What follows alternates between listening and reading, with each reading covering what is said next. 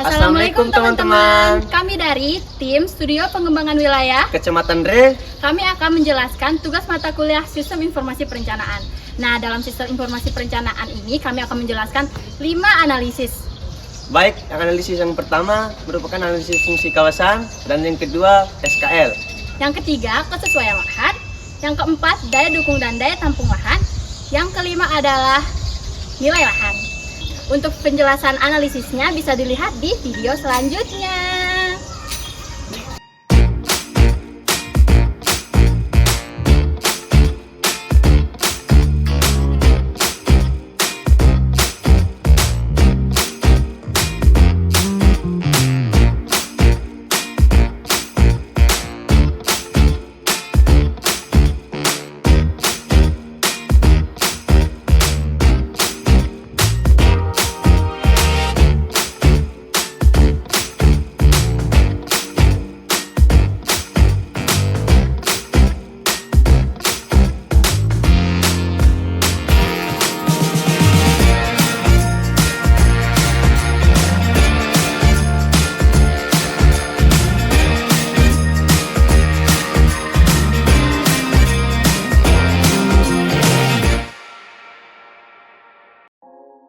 Baik, untuk analisis yang pertama adalah analisis fungsi kawasan. Fungsi kawasan terbagi menjadi 3 jenis, yaitu kawasan lindung, kawasan penyangga, dan kawasan budidaya. Fungsi kawasan tersebut dapat diperoleh dari hasil analisis spasial atau overlay peta, menggunakan parameter kelerengan, jenis tanah, dan curah hujan. Dari hasil analisis data tersebut dapat menghasilkan skor, sehingga memperoleh kesimpulan bahwa daerah tersebut dalam kategori kawasan yang dimana dari ketiga kategori kawasan tersebut. Adapun klasifikasi fungsi kawasan pada arahan fungsi kawasan yang diambil dari pedoman penyusunan pola RLKT pada tahun 1994 bahwa total scoring untuk kawasan fungsi lindung sebanyak lebih dari 175 skor, sedangkan untuk fungsi kawasan penyangga sebanyak 125 sampai 174 skor, dan untuk kawasan fungsi budidaya tanaman tahunan sebanyak 75 sampai 124 skor. Berdasarkan pedoman penyusunan pola RLKT, total scoring yang dipaparkan ditemukan bahwa Kecamatan Dre bisa dibagi menjadi 3 kawasan, yaitu kawasan fungsi budidaya, kawasan fungsi penyangga, dan kawasan fungsi lindung. Berdasarkan analisis yang sudah dilakukan, Kecamatan Dre dikategorikan sebagai kawasan fungsi budidaya, kawasan fungsi penyangga, dan kawasan fungsi lindung. Dengan perolehan scoring untuk kawasan budidaya pada Kecamatan Dre adalah 75 sampai 115. Sedangkan total scoring yang didapatkan untuk kawasan penyangga pada Kecamatan Dre, total scoring yang didapatkan adalah 125 sampai 165. Dan untuk fungsi kawasan lindung di Kecamatan Dre, total scoringnya yang ditemukan adalah 185 skor. Selanjutnya, analisis SKL. Analisis satuan kemampuan lahan atau SKL merupakan metode analisis untuk mengetahui nilai kemampuan lahan yang kemudian menghasilkan peta satuan kemampuan lahan.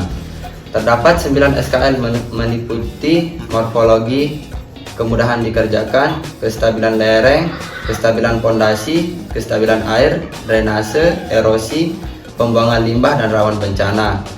Analisis SKL mengacu pada Permen PUPR nomor 20 tahun 2007.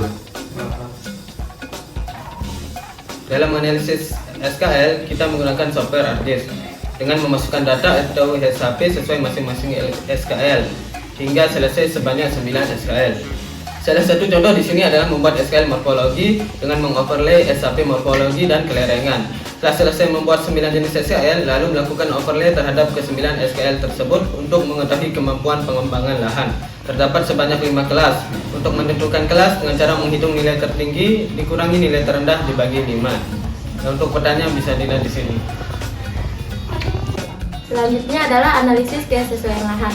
Analisis kesesuaian lahan adalah untuk memprediksi antara potensi lahan terhadap keterbatasan penggunaan lahan.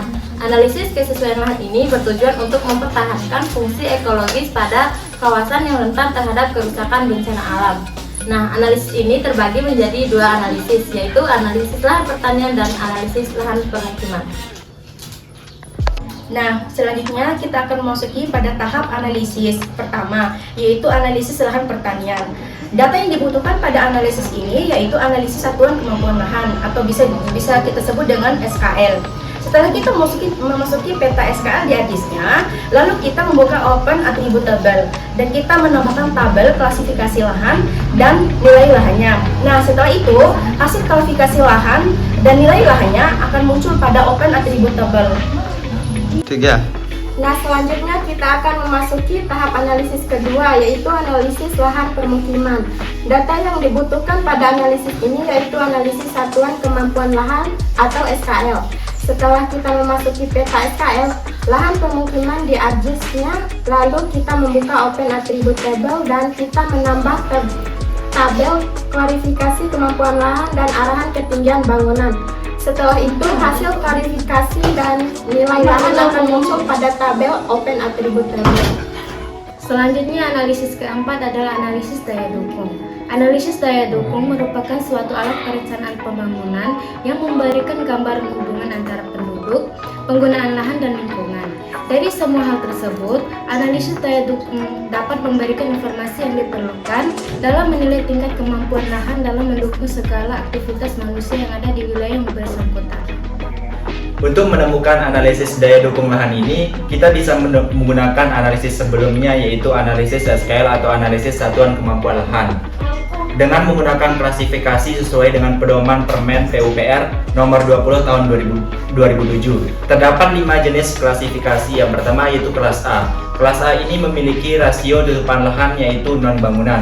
Berarti pada lahan tersebut tidak boleh dibangun bangunan sama sekali. Kemudian untuk kelas B, rasio tutupan lahannya yaitu maksimal 10%. Dikategorikan hanya boleh dibangun 50% saja bangunan pada lahan tersebut. Kemudian untuk kelas C, tutupan lahannya yaitu maksimal 20%, hanya boleh dibangun 20% bangunan pada lahan tersebut. Kemudian untuk kelas D yaitu tutupan lahannya sebanyak 30% saja, berarti hanya 30% saja bangunan yang bisa dibangun.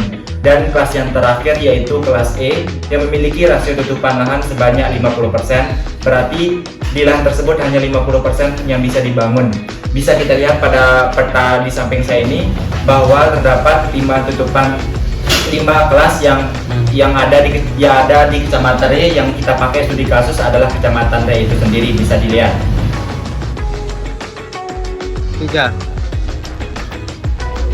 Baik, pada analisis daya dukung daya kemampuan lahan ini menggunakan data hasil analisis kemampuan lahan dengan menyesuaikan sesuai fondasi sehingga menghasilkan 5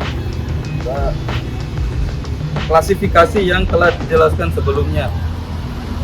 Nilai lahan adalah nilai yang didasarkan kepada kemampuan lahan secara ekonomis dan hubungannya dengan produktivitas dan strategis ekonomis. Nilai lahan dipengaruhi oleh beberapa faktor, diantaranya faktor penggunaan lahan, aksesibilitas positif, aksesibilitas negatif, dan kelengkapan utilitas umum.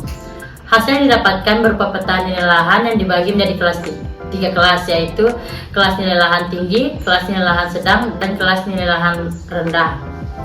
Dalam menentukan nilai lahan suatu wilayah, di sini kami menggunakan studi kasus Kecamatan Re. Analisis ini menggunakan metode IDW, Inverse Distance Weight. IDW merupakan salah satu analisis spatial analis. Metode ini memiliki formulasi paling sederhana, mudah dipahami, dan mudah diimplementasikan. Di samping itu, metode ini memberikan hasil akurat sehingga penggunaannya cukup luas pada berbagai bidang ilmu termasuk sistem informasi geografis SIG. Yang pertama, data yang diperlukan seperti batas administrasi atau SHP Kecamatan Re. Nah, proses analisisnya yaitu yang pertama kita membutuhkan sampel nilai lahan. Sampel ini bisa didapatkan di web Bumi. Semakin banyak titik sampel yang digunakan, maka semakin akurat data yang dihasilkan. Di sini kami menggunakan sampel sebanyak 66 sampel tersebar di beberapa titik lahan di desa yang ada di Kecamatan Re. Sampel titik-titik yang sudah dipilih langsung dimasukkan ke dalam ArcGIS menggunakan Construction Tools Point. Setelah itu, membuka toolbox, kemudian memilih Spatial Analysis Tool, selanjutnya memilih Interpolation, kemudian menekan analisis IDW, sehingga didapatkan hasil analisis nilai lahan menggunakan analisis IDW sebagai berikut. Ini dia petanya.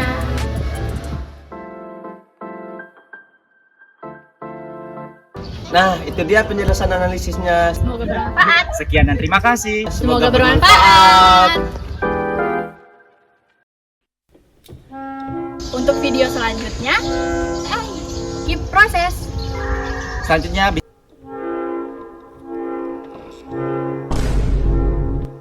bombastic side eye.